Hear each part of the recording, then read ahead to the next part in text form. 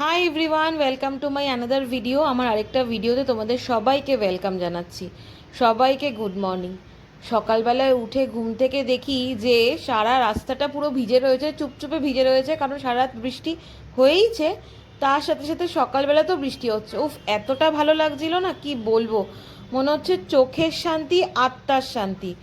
এতটা বৃষ্টি হচ্ছে এবং ওয়েদার রিপোর্ট চেক করলাম, প্রায় অনেক দিন ধরে বৃষ্টিটা হবে এবং 100% বৃষ্টি হবে। ভাবা যায়? আমি থাকি দিল্লি এনসিআরে, তো ওখানে বৃষ্টিটা খুব একটা দেখিনি আমি এই 2 বছরে। তো দেখছি যে পুরো 100% বৃষ্টি দেখাচ্ছে। এই কাচের মধ্যে দিয়ে দেখো, বোঝা যাচ্ছে যে কতটা বৃষ্টি হচ্ছে। প্রচুর বৃষ্টি হয়েছে, মানে মন খুশ করে দিয়েছে একবারে। আর সেই সুযোগে আমি একদম বারান্দা পরিষ্কার করে দিয়েছি, কারণ ওপরের এই ধাপিগুলো না পরিষ্কার করা যায় না। জল দিয়ে ভালো করে পরিষ্কার করে দিয়েছি।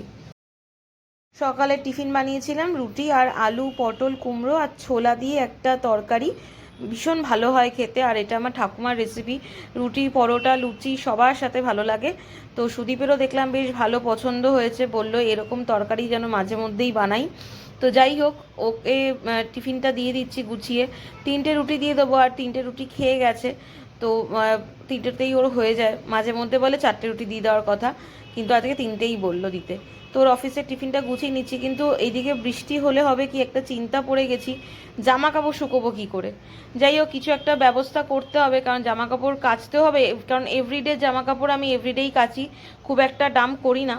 তো সেটার একটা চিন্তা ভাবনা করতে হচ্ছে। তার সাথে সাথে সুদীপ বললো যে চিন্তা করো না, আমি এসে সমস্ত ব্যবস্থা করে দেবো। একটা দড়ি আছে ভেতর দিকে, কিন্তু আরও বেশ কয়েকটা দড়ি লাগাতে হবে মনে হচ্ছে, যেভাবে বৃষ্টি স্টার্ট হয়েছে, আরম্ভ হয়েছে। তো যাই হোক, জামা কাপড় নয় শুকিয়ে নেওয়া যাবে, বৃষ্টি কিন্তু হওয়া চাই। বৃষ্টিটা না হলে ভালোই লাগছিল না, এত চারিদিকটা গুমোট হয়েছিল না, যে একদম হিউমিডিটি প্রচণ্ড বেশি হয়ে গেছিলো। তো অফিসে শুধু বেরিয়ে গেছে, আমিও মোটামুটি আমার হাতের কাজ সেরেছি, বাট আজকে খুব একটা তাড়াহুড়ো করব না, একটু রয়ে সই কাজটা করব। ভাবলাম আজকে একটুখানি কফি খেয়ে নিই, কেন এতটা মাথাটা ধরে গেছে। একটু কফি নিয়ে বসবো, তারপরে একটু ফোন ঘাঁটবো। আর সব থেকে বড়ো ব্যাপার, আজকে আমার মামাতো ভাই আর কি, তার জন্মদিন, সব থেকে ছোট, ওর জন্মদিন। তো ওকে আমি আর সুদীপ একটা কেক পাঠিয়ে দিয়েছিলাম। ওর খুব ব্ল্যাক ফরেস্ট বা হোয়াইট ফরেস্ট খেতে ইচ্ছা হয়, তো ওরকম ভালোবাসে আর কি। আমিও যখন আগে কেক বানাতাম, ওকে জন্মদিনে হোয়াইট ফরেস্ট বা ব্ল্যাক ফরেস্টই বানিয়ে দিতাম। তো ওই একটা কেক পাঠানো হয়েছে ওকে। সন্ধেবেলা সন্ধে দেওয়া হয়ে গেছে, তারপরে কিছু ছবি পাঠালো ভাই। তো এই হচ্ছে সেই কেকটা। এত খুশি হয়েছে, ও ছোটো ছোটো জিনিসে খুব খুশি হয়ে যায়। আর জোর করে জানো, দুপুরবেলায় ছবি তোলা হয়েছে, ও ছবি তুলতে একদম পছন্দ করে না। এই লাঞ্চ করতে বসেছিল, তখন একটা ছবি তোলা হয়েছে। এত মনটা খারাপ হয়ে যাচ্ছিল, সমস্ত ইভেন্টগুলো আমার মানে একদম পরপর পরপর, আমার জন্মদিন বলো, জামাই ষষ্ঠী, সব কিছু, ভাইয়ের জন্মদিন, সবটা মিস হয়ে যাচ্ছে। জানি না কবে কলকাতায় গিয়ে উঠবো, তখন আদৌ কোনো অকেশানস থাকবে কি না। যাই হোক, পরেরটা পরে ভেবে দেখবো। এই সময়টা হচ্ছে গিয়ে মোটামুটি 8:45 মতো বাজে, তখনও এরকম আলো রয়েছে চারিদিকটা। আর হঠাৎ করে 5 মিনিটের জন্য কেন যে কারেন্টটা অফ হলো জানি না। তো এই কারেন্ট অফ হওয়ার জন্য লিফটটাও বন্ধ হয়ে গেল আমাদের। সেই যে লিফট বন্ধ হয়েছে, সারা রাত ধরে লিফট চলেনি, এই সিঁড়ি দিয়ে যাতায়াত করতে হয়েছে। আর 7তলায় সিঁড়ি দিয়ে ওঠানামা করা খুব ডিফিকাল্ট। অবশ্য 5 মিনিট পরে কারেন্টটা চলে এসেছে, কিন্তু লিফট আর ঠিক করা হয়নি। পরের দিন সকালে ঠিক হবে, মেকানিক পরের দিন সকালেই আসবে। সুদীপ বাইরে থেকে, অফিস থেকে চলে এসেছে। তো 2.5 কিলো আম এখন যাচ্ছে আমাদের 100 টাকা। মানে এতটা ভালো আমগুলো পাচ্ছি না এই বছর, সত্যি আমের ভাগ্য, মানে আমাদের ভাগ্য খুব ভালো মনে হয় এই আমের জন্য। আর একটু বেগুন আর একটু টমেটো নিয়ে এসেছে, এই বেগুনটা ফ্রিতে দিয়েছে বললো। আর একটু শশা। আর এখানে লঙ্কা, ধনেপাতা এইসব একটু বেশি বাজার করলে, 100 টাকার মোটামুটি বাজার করলে মোটামুটি দিয়ে দেয় লঙ্কা ধনেপাতা ফ্রিতে। তো এই আম টাম সব ধুয়ে রেখেছি, সত্যি বলছি এতটা মিষ্টি ছিল। ঠাকুরের জন্য তুলে রেখেছি, ঠাকুরেরটা তুলে রেখে তারপর এখানে ধুতে নিয়ে এসেছি। সব ধুয়ে রাখলাম, ধুয়ে রেখে পরে ফ্রিজে ঢুকিয়ে দেবো। আর একটু শশা এনেছিল, প্রত্যেকটা বাজার একটু ফ্রেশ ছিল না, আর একটু কচি কচি ছিল, ভালো ছিল, শশাগুলোও ভালো ছিল, বেগুনটাও ভালো ছিল, সবটাই ভালো ছিল। তো তারপরে একটু সুদীপকে সন্ধেবেলা টিফিন বানিয়ে দিচ্ছিলাম। আজকে আলুনি বানিয়েছি।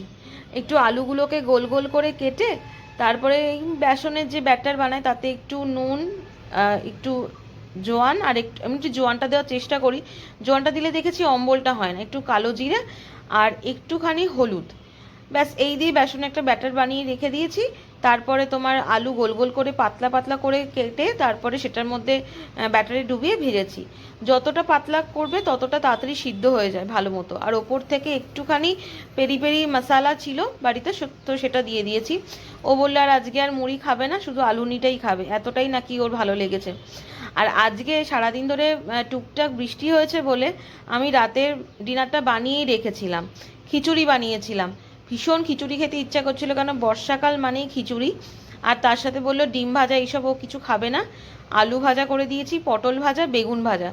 ও আরও কিছু ভাজার কথা বলছিল, আমি বললাম এই কটাই আগে খেয়ে নাও, তারপরে যদি দরকার হয় আমি পাঁপড়ও ভেজে দেবো, আরও তুমি যে বলছো পেঁয়াজি সেটাও আমি করে দেবো। কিন্তু আমি জানিও খেতে পারবে না, কারণ এই খিচুড়িটা দিয়েছে ও এটাই খেতে পারেনি। তো যাই হোক, খিচুড়িটা খুব ভালো হয়েছিল, সেই ভোগের যে খিচুড়ি হয় না সেই রকম খিচুড়ি হয়েছিল। আর সুদীপকে মেসেজ করেছিলাম যে তুমি পারলে একটা ফুলকপি নিয়ে এসো, কিন্তু ফুলকপি ভালো পাইনি বলে ও আনতে পারিনি। ফুলকপি ছাড়াও খুব একটা খিচুড়ি খায় না, সেই জন্যই বলেছিলাম ফুলকপিটা আনতে, কিন্তু ও এতটা স্যাক্রিফাইস করবে আমি জানতাম না, কারণ ফুলকপি না হলেও খিচুড়ি খেতেই চায় না। ভীষণ ভালো হয়েছিল খিচুড়িটা, আর ও বলেই দিয়েছিল পাতলা পাতলা করে করবে, তো পাতলা করেই খিচুড়িটা করেছিলাম। আর এত ভালো হয়েছিল না, ঘি গরম মশলাটা লাস্টে দিয়ে দিয়েছিলাম। তো সুদীপকে ডিনারটা দিয়ে দিয়েছি, আমি একটু পরে খাবো। তো বাইরেটা এসে দেখি পুরো শান্ত হয়ে রয়েছে, আর খুব একটা গাড়ি নেই, শুধু অটো বাস এইসবই রয়েছে। অনেকক্ষণ বাইরে দাঁড়িয়েছিলাম, আর এত হাওয়া দিচ্ছিল, পুরো ঠান্ডা হাওয়া দিচ্ছিল, মানে পুরো কেঁপে যাওয়ার মতো হাওয়া দিচ্ছিল।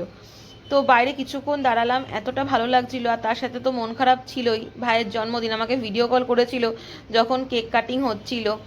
কিন্তু ও খুব স্ট্রং, ও কেন জানি না, ওইটুকু বাচ্চা বলছে এত দূর থেকে আসতে পারবে না, তো জানি তো, ঠিক আছে পরে আসবে, যখন পরে আসলে আমরা মজা করব। এই ছিল আমার আজকের ভিডিও। তোমাদের ভিডিওটা ভালো লাগলে অবশ্যই একটা লাইক করে দিও, কমেন্ট করে দিও ভিডিওটা কেমন লাগছে। নতুন বন্ধুরা চ্যানেলটা সাবস্ক্রাইব করো। Okay bye, thanks for watching.